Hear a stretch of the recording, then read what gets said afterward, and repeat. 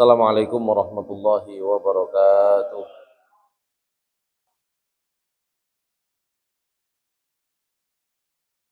Alhamdulillah, alhamdulillahilladzi arsala rasulahu bil huda wa dinil haqqi liyudhhirahu 'ala ad-dini kullih wa kafaa billahi shahida.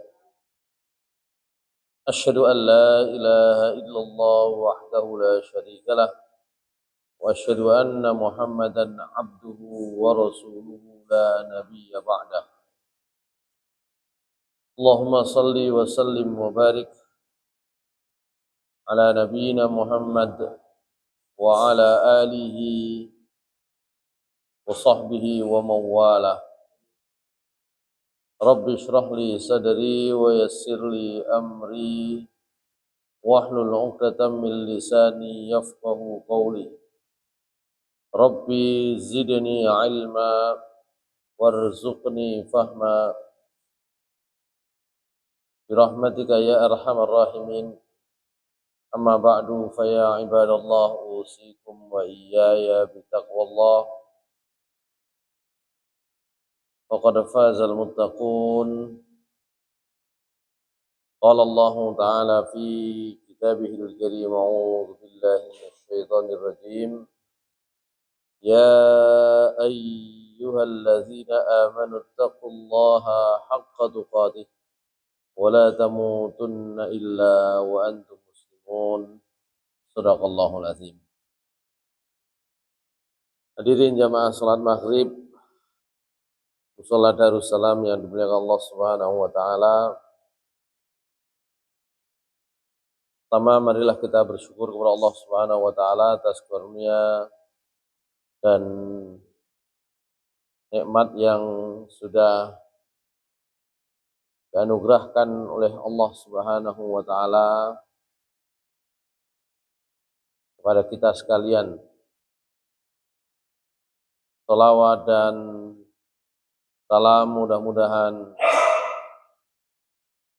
senantiasa tercurah kepada Nabi kita, Nabi Muhammad sallallahu alaihi wasallam, pada keluarga beliau, sahabat-sahabat Rasulullah sallallahu alaihi wasallam, dan orang-orang yang mengikuti jalan Rasulullah sallallahu alaihi wasallam hingga hari akhir nanti. Hadirin jamaah salat maghrib yang dimuliakan Allah Subhanahu wa taala, menguatkan kembali Allah Subhanahu wa taala mengingatkan kepada kita, pernah Allah Subhanahu wa taala menyampaikan kepada Nabi Muhammad sallallahu alaihi wasallam, yang disampaikan Allah Subhanahu wa taala ini kemudian nyata diabadikan, ada di dalam surat Yunus ayat 58. Allah berfirman, "Qul fadlillahi wa birahmatihi wa bidzalika falyafrahu wa khairum mimma yajma'un."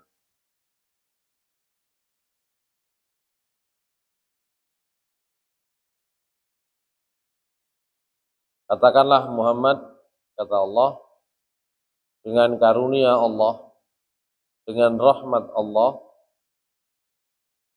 seharusnya sudah cukup membuat orang itu gembira, bahagia.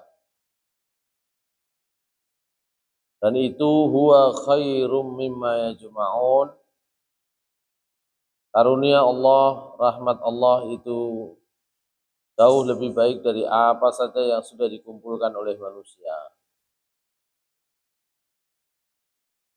Karunia dan rahmat Allah itu, kata para ulama, adalah agama Islam dan Al-Quran. Jadi seharusnya dengan diberikannya Al-Quran kepada Nabi Muhammad SAW, disampaikannya kepada kita sekalian, itu adalah menjadi karunia yang paling besar, jauh melebihi apa yang bisa kita usahakan, harta yang bisa kita kumpulkan. Karena tentu saja di dalam Al-Quran itu ada banyak rambu-rambu, nilai-nilai, panduan-panduan, sehingga orang yang mendapatkan karunia berupa harta dunia yang melimpah sekalipun, itu bisa direm, ya, keinginannya, nafsunya, egonya, sehingga bisa mendapatkan kenikmatan dengan karunia tersebut. Begitu pula sebaliknya. Orang yang kurang beruntung, orang yang mendapatkan rizki yang dibatasi oleh Allah Subhanahu wa taala sesuai kebutuhannya saja, tidak melimpah, itu tetap bisa gembira, bahagia. Dan Indonesia itu tempatnya, kalau di tempat lain itu indeks kebahagiaan itu banyak diukur dengan harta dan pencapaian-pencapaian. Nah, Indonesia niku cukup isu-isu saged sarapan sego pecel niku wis seneng. Kadang-kadang kalau kita lihat itu, apalagi di Sidoarjo itu masih banyak yang kalau sarapan itu cukup Rp6.000 niku tasik kata. Mewu niku wis warung 6.000 pun iso sarapan kemeringet. Niku pun enten nang Sidoarjo niku. Oh kalau niki termasuk langganan nih. Kalau nek blenger-blenger golek sarapan sing 6.000-an. Sego lento ambek tempe. Lho ngoten niku pelanggane nggih saged uga langkung kathah timbang warung sing gowedhe ngoten niku nggih. Mungkin sing enak. Dan dengan itu cukup hanya dengan nikmat yang kelihatannya sepele itu, orang itu ternyata sudah bisa menjalani pekerjaannya, mohon maaf, aktivitasnya dan macam-macam itu sudah selesai. Kadang sing disediani sego sing enak malah nggak dipangan. Maka kata Allah Subhanahu wa taala, "Qul bi fadlillahi wa bi rahmatihi fa bidzalika falyafrahu huwa khairum mimma yajma'un." Hadirin sekalian yang dimuliakan Allah Subhanahu wa taala, demikian pula pembahasan kita itu sampai pada peringatan-peringatan Allah Subhanahu wa taala kepada Bani Israel atas banyaknya karunia dan nikmat yang diturunkan Allah Subhanahu wa taala kepada mereka. Secara umum di ayat ini 47 itu adalah karunia nikmat berupa kelebihan keutamaan yang diberikan oleh Allah atas Bani Israel, ya, dibandingkan kepada bangsa-bangsa yang lain. Kemudian oleh Allah Subhanahu wa taala dirinci di ayat 49, ayat 50.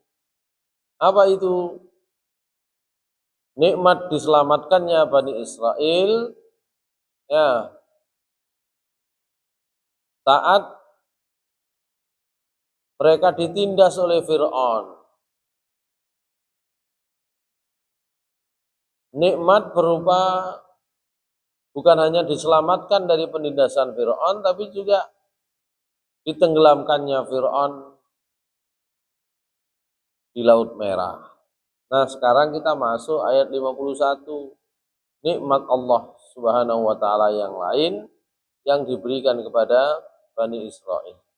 Dan itu kemudian semuanya menggunakan apa namanya? Kata-kata pengingat di depannya. A'udzubillahi minasyaitonir rajim. Wa idh wa'adna Musa 40 lailatan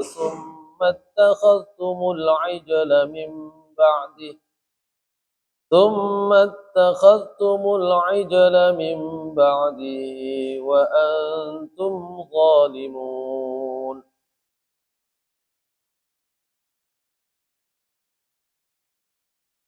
ثم عفونا عنكم من بعد ذلك لعلكم تشكرون وإذ آتينا موسى الكتاب والفرقان لعلكم تهتدون وإذ قال موسى لقومه يا قوم إنكم ظلمتم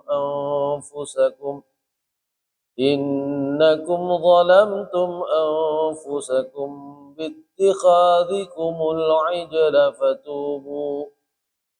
فتوبوا إلى بارئكم فاقتلوا أنفسكم ذلكم خير لكم عند بارئكم فتاب عليكم إنه هو التواب الرحيم. Sadaqallahul azim.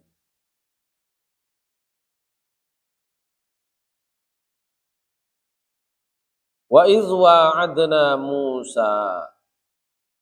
Allah Subhanahu wa taala kembali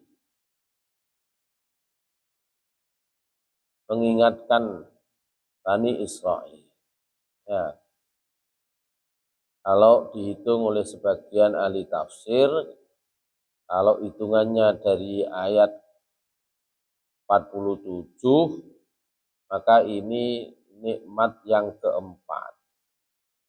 Dan ingatlah ketika kami membuat perjanjian dengan Nabi Musa selama 40 malam.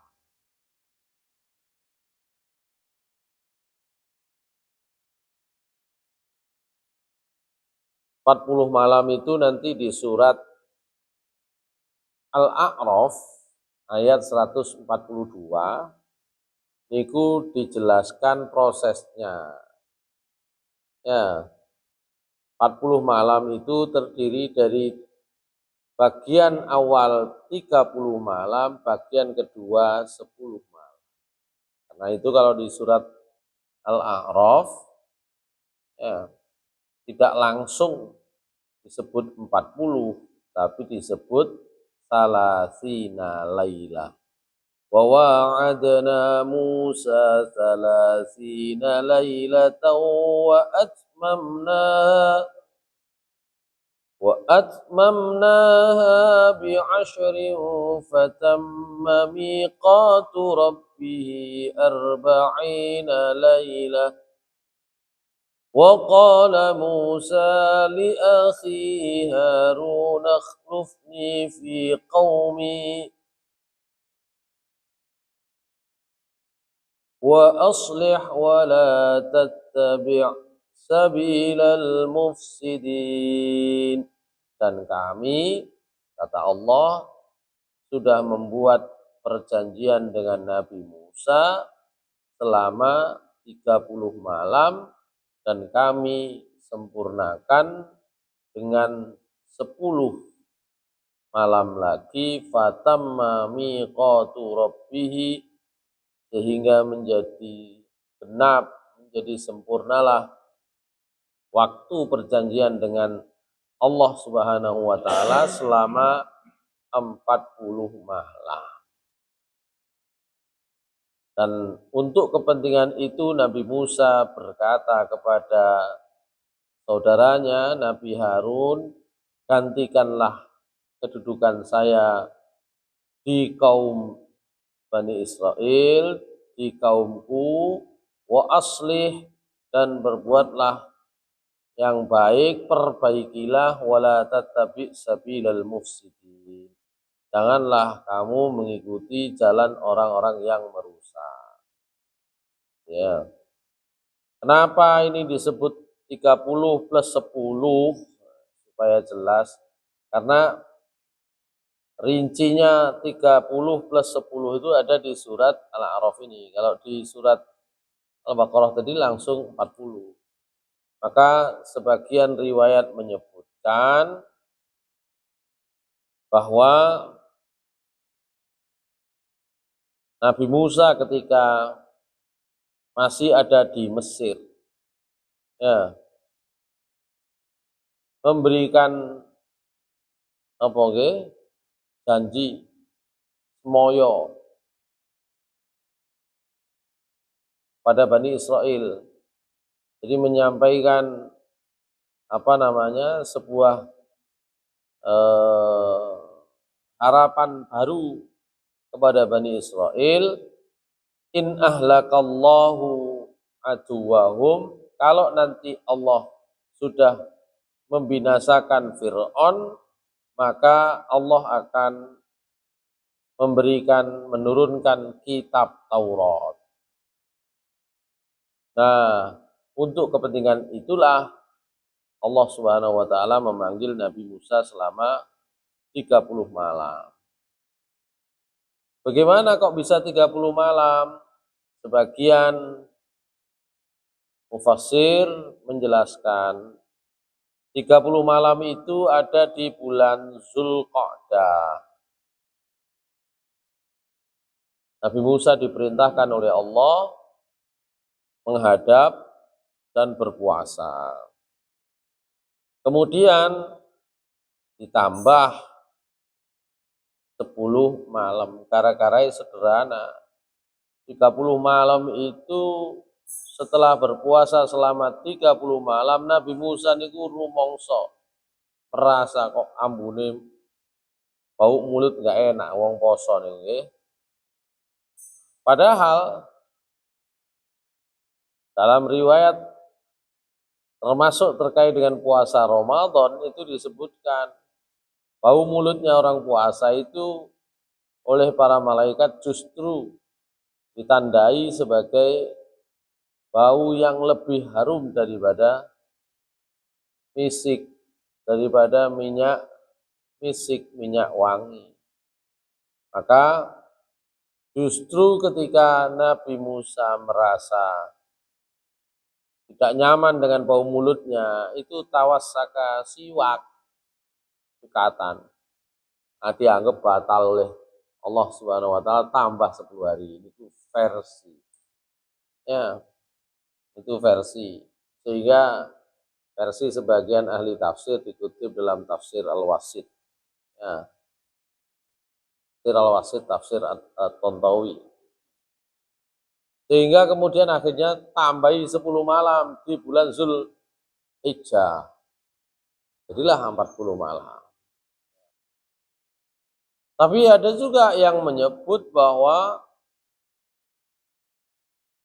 30 malam itu memang perintah Allah berpuasa. Nah, 10 malamnya khusus untuk menerima Taurat. Nah, jadi itu riwayat-riwayat yang bisa ditemukan dalam beberapa kitab tafsir. Atau ada yang menyebut yang jelas 30 malam Allah menghendaki ditambahi 10 malam untuk menguji Bani Israel. Karena nanti Bani Israel niku oleh Nabi Musa karena dipanggil 30 malam oleh Allah. Jadi 30 malam itu Nabi Musa untuk kepentingan menghadap kepada Allah itu sebenarnya sudah milih ya 70 orang terbaik dari kaumnya untuk ikut. Jadi Nabi Musa itu karena dipanggil untuk menghadap, beribadah, bertakarrub kepada Allah di Gunung Tursina selama 30 malam, Nabi Musa khawatir nanti orang-orang itu enggak percaya. Gitu loh. Sehingga Nabi Musa minta supaya ditemani. Dipilihlah 70 orang terbaik, paling iman, paling takwa. Tapi ketika langsung akan bermukalamah dengan Allah, langsung mau menghadap kepada Allah, mereka tetap ditinggal. Nabi Musa ke puncak, ini tinggal sebentar. Nah itu 30 malam itu dihitung kali wong-wong itu, 30 bengi 30 hari dihitung. Masuk tanggal 30, Allah memutuskan untuk nambahi 10 malam. Jadilah 40. Nah kan itu tidak tersampaikan kepada orang-orang terbaik, itu kehendak Allah untuk menguji, sehingga jajal. Ya, Nabi Musa diminta menghadap 30 malam tanpa sepengetahuan, tanpa skenario di awal, tambah 10 malam.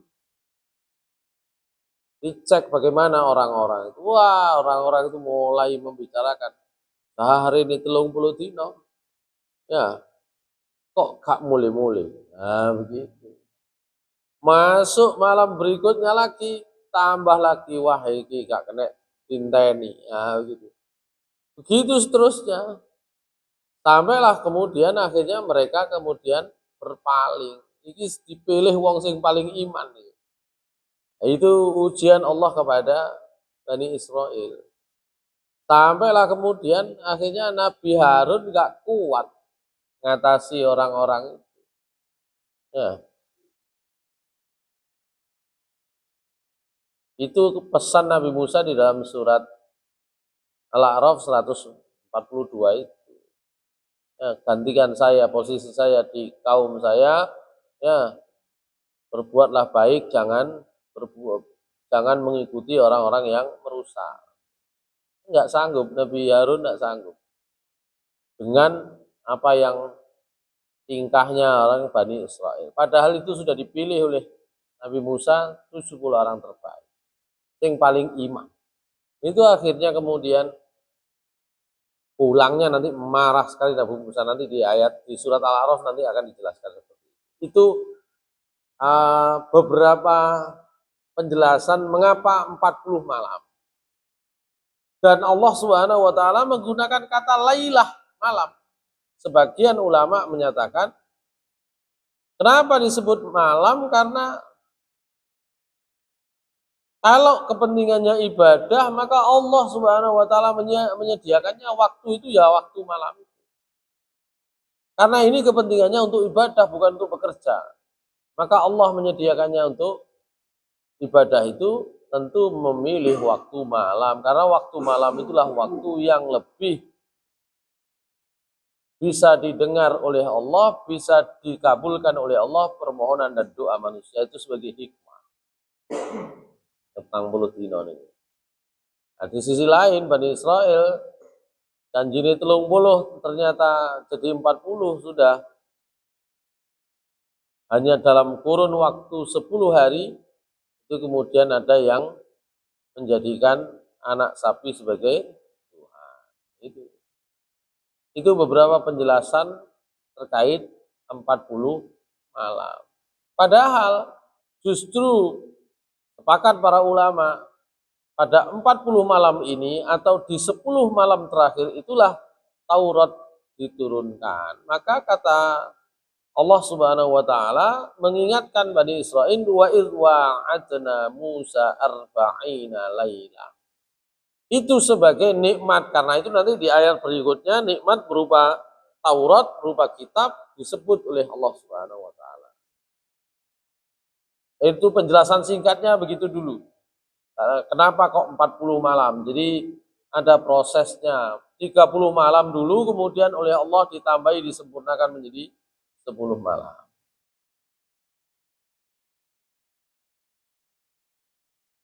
Wa idh wa'adna Musa arba'ina laila. Ternyata dalam waktu yang singkat itu summat takhastumul ajla min ba'dihi wa antum zalimun. Kemudian kalian mengambil anak sapi sebagai Tuhan. Summat takhastumul ajla min ba'dihi wa antum zalimun. Dan kalian berbuat zalim, kata Allah Subhanahu wa taala. Jadi kisahnya memang sebenarnya adalah Nabi Musa alaihissalam ketika minta kepada Allah supaya diselamatkan, Nabi Musa juga kemudian minta ya supaya diberikan nikmat yang lain. Maka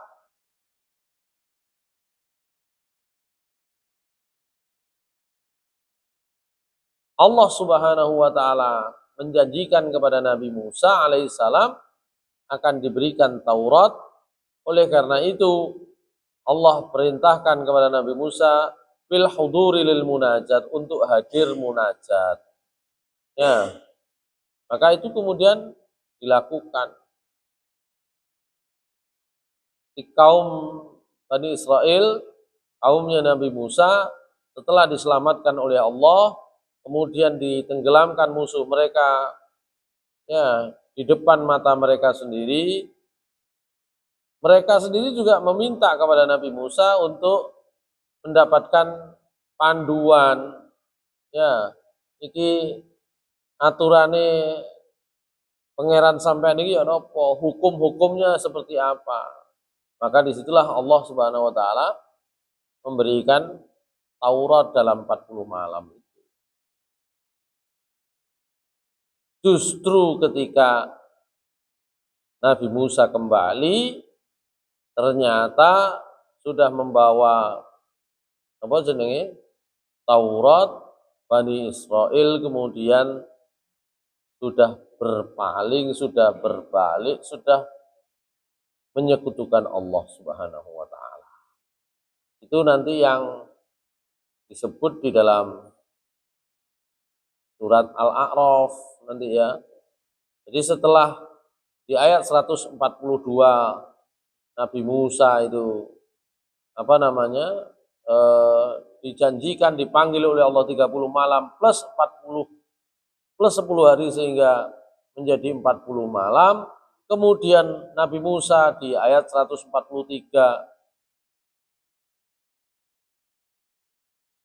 bermukalamah langsung dengan Allah. Oleh karena itu Nabi Musa disebut kalimullah. Kemudian nanti di ayat 144 Nabi Musa dinyatakan memang sengaja dipilih oleh Allah untuk menyampaikan risalah Allah dan menyampaikan firman-firman-Nya. Dan kemudian ternyata Allah Subhanahu wa taala setelah memberikan Taurat itu, Nabi Musa kemudian kembali ya. Disitulah kemudian saat kembali itulah nanti dikisahkan oleh Allah Subhanahu wa taala apa namanya bahwa Nabi Musa, kaumnya Nabi Musa, Bani Israel itu sudah menjadikan anak sapi sebagai Tuhan. Itu ada nanti di dalam ayat 148 surat Al-A'raf. Kalau di dalam surat apa namanya Al-Baqarah tadi langsung disebut di ayat tersebut, di ayat 51 itu sekaligus. Tsumma takhaztumul ijla min ba'dihi wa antum zalimun. Nanti di surat Al-A'raf dijelaskan secara rinci prosesnya ketika Nabi Musa kembali dalam keadaan membawa Taurat, dan Taurat waktu itu tertulis di lauh. Lauh niku napa jenenge? Ya apa? Cara sak mangkin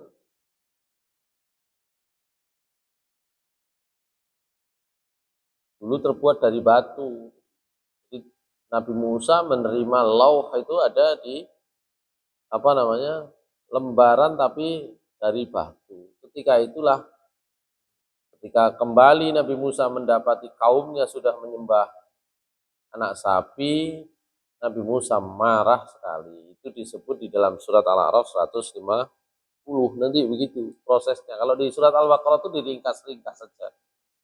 Di Al-A'raf 150 disebutkan Walamma raja'a Musa ila qaumihi ghadbana asifa qala bi'sa ma khalaftumuni min ba'di a'ajiltum amra rabbikum wa alqal alwaha wa akhadha bi ra'si akhihi yajurruhu ilayhi qala ibna umma innal qauma istad'afuni wa kadu yaqtulunani fala tushmit biyal a'da' فلا تشمت بي الأعداء ولا تجعلني مع القوم الظالمين. Jadi ketika Nabi Musa kembali kepada kaumnya, didapati kaumnya itu sudah menyembah berhala hanya dalam waktu 40 hari. Maka kata Allah, Nabi Musa kembali ghadbana asifa, ghadban, ya. Nek ghadiban itu atau mughadiban itu marah. Tapi kalau ghadban marahnya itu notok gitu kan. Tambahan alif dan nun itu adalah untuk menunjukkan mubalaghah. Marah sekali. Asifan, nyesel sekali. Gitu ya. Sehingga Nabi Musa mengatakan, bi'sa ma khalaftumuni min ba'di. Ayo kocik kebacute sampai niku. Tak tinggal koyok ini. Itu kata Nabi Musa. Bukan hanya kaumnya yang dimarahi. Nabi Harun yang diserai tugas untuk menggantikan posisi beliau juga dimarahi. Bahkan termasuk ya yang langsung mendapatkan dampaknya. Sehingga di ayat 150 surat Al-A'raf disebutkan Nabi Musa saking marahnya, apa itu? Wa alqal alwah. Jadi lauhnya, ya, Taurat yang ada di lauh itu dilempar hingga pecah berkeping-keping. Itu saking marahnya, buanting. Kita tahu bahwa salah satu ciri Nabi Musa sejak masa kecil itu adalah orang yang saking wani nih, jadi karena berani itu tentu temperamennya juga tinggi, gitu ya. Wani itu diantara cirinya adalah temperamennya pernah gelut, ya nampar orang sampai meninggal, gitu kan. Pernah gelut ngadepi orang yang mau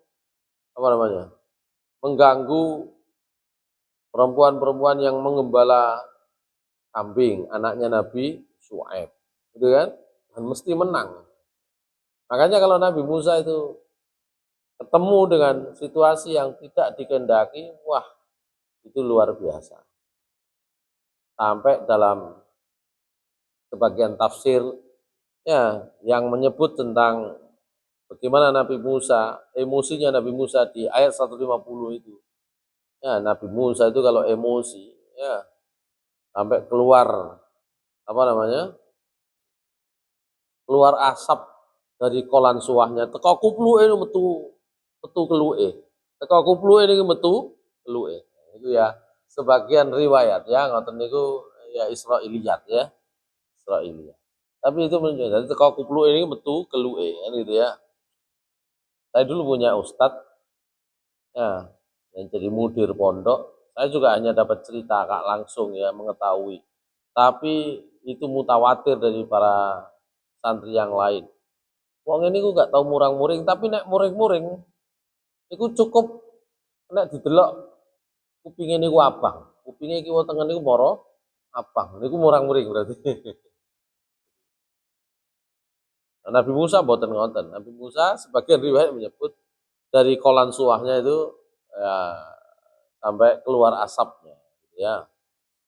Yang pertama oleh Nabi Musa, lauhnya itu dibanting, dilempar. Yang kedua, wa akhadha bi ra'si akhihi yajurruhu ilaihi. Apa? Tirai Nabi Harun itu langsung dicowekal, kalau mau mriki langsung diperekes gitu ya. Nah, gitu ya. Oleh Nabi Musa sampai Nabi Harun itu ketakutan sehingga mengatakan qala ibna umma innal qauma stad'afuni wa katu yaqtulunani, sampai ojo Ojo nyalano aku. Saya ini sudah dibully sama kaum sampean. Wis wangel kandhanane. Wa kadu yaqtulunani. Bahkan saya ini hampir dibunuh juga sama mereka. Fala tusmit bialada. Sampean jangan marahnya jangan ke saya gitu. Itu kata Nabi Harun. Ya. Nabi Harun juga khawatir itu Nabi Musa kok kelewatan titik ya hilang pisan nyawa nih kan kata Nabi Nabi Harun. Kalau dalam beberapa riwayat kan memang Nabi Musa itu digambarkan zaman itu masih lumayan tinggi-tinggi orangnya. Ada sebagian riwayat menyebut Nabi Musa itu tingginya 6 hasta. 6 hasta itu kira-kira ya 2,7 meter lah, ya gitu ya kira-kira ya. Ya sampai 3 meteran. Tapi Nabi Adam malah bukan 6 hasta, namanya 60 hasta, jadi itu lekor meter. Nabi Musa pun rotok cilik itu kan, rotok cilik, ya. Teko 30 meter nang ya 3 meter kan gitu ya, 2 meter 2,7 meteran. Awak dewe berarti kurcaci gitu ya. Awak dewe malah luwe purut mana ini kan. Itu Nabi Musa, marahnya Nabi Musa kepada kaumnya. Kenapa? Dalam ayat 51 tadi, summat takhastumul ijla min ba'dihi wa antum zalimun. Itu disebut oleh Allah Subhanahu wa taala secara ringkas di surat Al-Baqarah. Kemudian setelah kamu ditinggalkan Nabi Musa, kamu ya kalian menjadikan al-ijla ya sebagai Tuhan, dan itu adalah perbuatan yang zalim. Masyaallah muslimin rahimakumullah. Kalau di dalam tafsir Al-Qurtubi disebutkan, ya Nabi Musa itu kata Imam Al-Qurtubi, ismun ajamiyun la yansharif lil ajamah wa ta'rif wal ibti ala ma yurwi yaquluna lil ma'mu walisyajari syah. Jadi Nabi Musa kalau dalam bahasa Arab itu nama ajam, nama asing. Musa itu bukan nama Arab, nama ajam, nama asing. Musa itu sebutan, kalau menurut bangsa Kipti bukan Arab, mu itu air, sya itu pohon. Gitu ya. Karena apa? Nabi Musa itu kan ketika dihanyutkan ya oleh ibunya, masukkan kotak, itu kan dihanyutkan di air, kesangsang di pohon-pohonan, maka disebutlah Musa. Itu kata Imam Al-Qurtubi. Kok iso Musa? Nah, Musa itu dalam bahasa Arab namanya ismu ajam. Jadi nama asing. Jadi kalau dalam bahasa Arab Nabi Muhammad ya kemasukan huruf li jadi li Muhammadin. Ya, kalau kemasukan huruf anna Muhammadan. Ya, sebagian menggunakan Muhammadun. Jadi Muhammadan Rasulullah ada, Muhammadun Rasulullah ada, Muhammadin juga ada. Itu nama Arab asli. Akar katanya dari Hamida Yahmadu. Tapi kalau Musa itu namanya ismu ajam, nama asing. Nama asing itu mabni kaisok berubah. Kecuali nek ditakokno nang bahasa asalnya. Oh, Musa itu sebagian ya ahli tafsir dalam tafsir Al-Qurtubi disebutkan kalau dikembalikan bahasa asalnya orang Mesir itu bangsanya bangsa Kipti atau Koptik. Mu itu sebutan untuk ma, untuk air.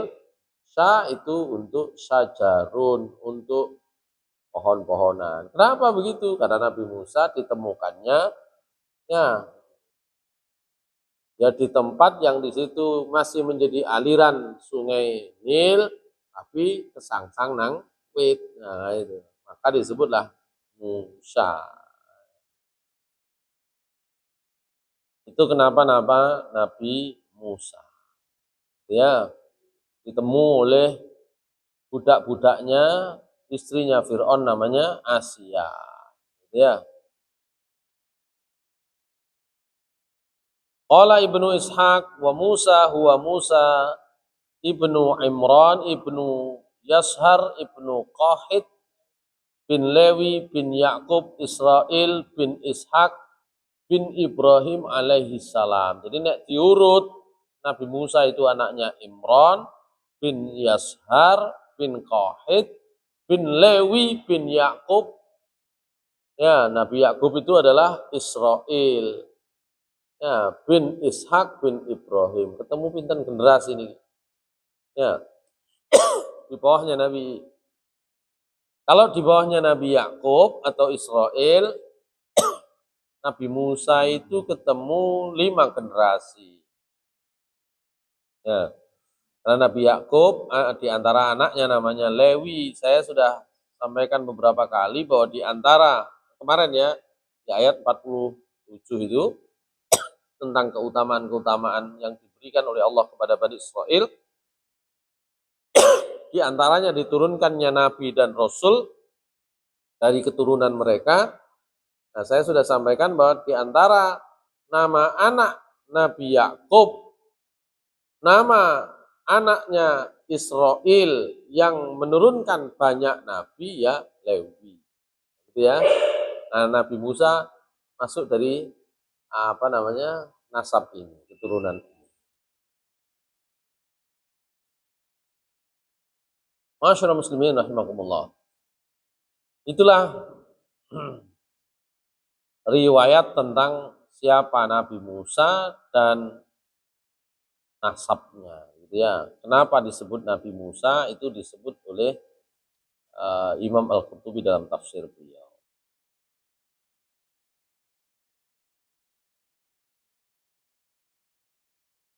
Termasuk tadi itu arba'ina lailah ya 40 malam.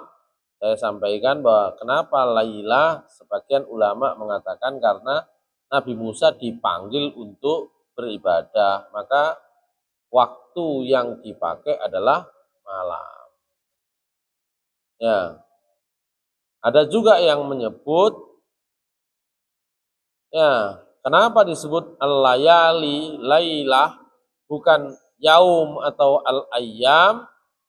Karena ada yang berpendapat di annal lailah asbaqu minal yaum fahiya qablahu fir radbah walidzalika waqa'a biyat tarikh fal layali awwalus syuhur wal ayyam tabaun lahu. Jadi enten sing menyebut awal hari itu malam. Siang itu ikut aja. Baik hitungan Masehi, hitungan miladiah maupun hitungan hijriah, malam niku dino niku dimulai kapan? Ini sing siji nek hijriah mulai nih maghrib, nek miladiah mulai ini jam 00. Jadi podo begini. Jadi hari itu tak jane sing dhisik adalah bengine, bukan siangnya. Kenapa kemudian Allah menyebutnya arba'ina lailah? Nah, gitu ya. Itu pendapat yang kedua. Nah, pendapat yang pertama saya kira itu lebih cocok, lebih pas untuk tujuan ibadah. Pendapat yang pertama disebut lailah karena tujuannya ibadah. Sementara pendapat yang kedua lebih pas kalau itu terkait dengan hitung-hitungan hari. Ya wis lah, hitung-hitungan hari disebut malam karena mulainya hari itu di sebagian ahli tafsir memberikan penjelasan agak rinci kenapa disebut Nabi Musa, kenapa disebut malam, ya bagaimana 40 hari itu ternyata 30 plus 10 30 itu bagaimana, 10-nya bagaimana, itu dijelaskan oleh para ulama. Tapi yang jelas Allah mengatakan tsummattakhadtumul ijla mim ba'dihi. Ya, kemudian kalian Bani Israel menjadikan al-ijla ya mim ba'di wa antum zalimun. Kemudian di ayat 52 Allah menyampaikan summa afauna ankum mim ba'di dzalika la'allakum tashkurun. Kemudian kami memaafkan kalian setelah itu agar kalian bersyukur. Bagaimana cara Allah memaafkan? Nanti ada di ayat setelahnya, ayat 54. Jadi Allah kalau memaafkan biasanya menggunakan cara-cara tertentu. Di antara cara tertentu yang biasa dipakai Allah untuk memaafkan manusia atas dosa-dosanya itu berupa ibtila, cobaan, musibah. Ya, ini cara Allah memaafkan. Nah, untuk Bani Israel itu nanti akan disebut di ayat 54. Ya, 54. Nanti insya Allah kita akan bahas.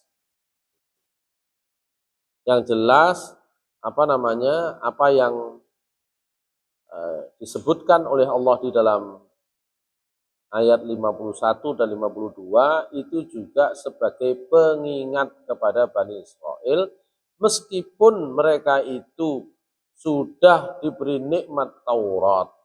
Ya,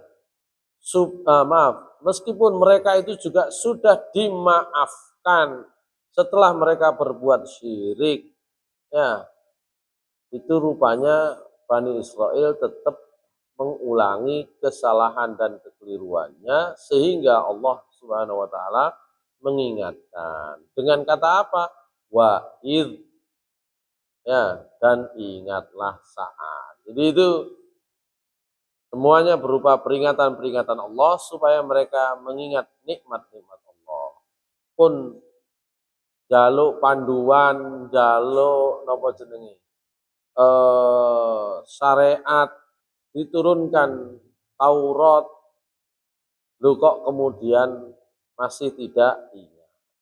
Sudah berbuat dosa dengan dosa syirik dimaafkan oleh Allah, kok juga kemudian lupa dengan nikmat Allah Subhanahu wa taala. Maka Allah menyatakan wa id wa'adna Musa arba'ina lailatan summa takhastumul ijla min ba'dihi wa antum zalimun summa afauna ankum min ba'di zalika la'allakum tashkurun.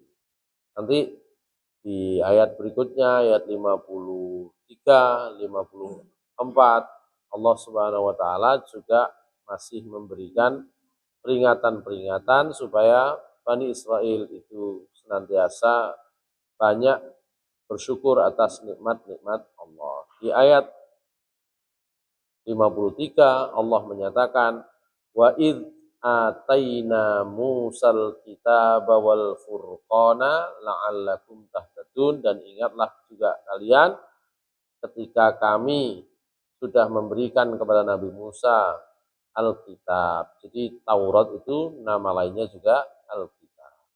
Wal Furqan. Ya, Taurat itu juga disebut oleh Allah Al-Furqan. Agar kalian mendapatkan petunjuk. Saya kira demikian yang bisa kita kaji. Ada beberapa pelajaran bahwa kita itu memang sering kali melupakan karunia dan nikmat Allah Subhanahu wa taala. Di awal tadi makanya di surat Yunus ayat 58 Allah juga mengingatkan kita semua. Qul, katakan Muhammad, bi fadlillahi wa bi rahmatihi fa bidzalika falyafrahu huwa khairum mimma yajma'un. Dengan sebab karunia dan rahmat dari Allah, Maka dengan itulah seharusnya kalian itu senang. Apa itu karunia Allah? Agama Islam. Apa itu rahmat Allah? Berupa Al-Quran gitu kan. Atau bifadlillah itu adalah Al-Quran, wa birahmatihi itu adalah agama Islam. Hendaknya dengan diberikannya Al-Quran dan diberikannya agama Allah kepada kita, itu sudah cukup membuat kita senang dan gembira, dan itu lebih baik dari harta benda yang kita kumpulkan.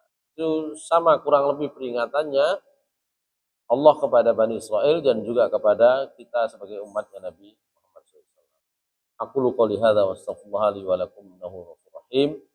Subhanakallahumma bihamdika asyhadu an la ilaha illa anta astaghfiruka wa atubu ilaik. Assalamualaikum warahmatullahi wabarakatuh.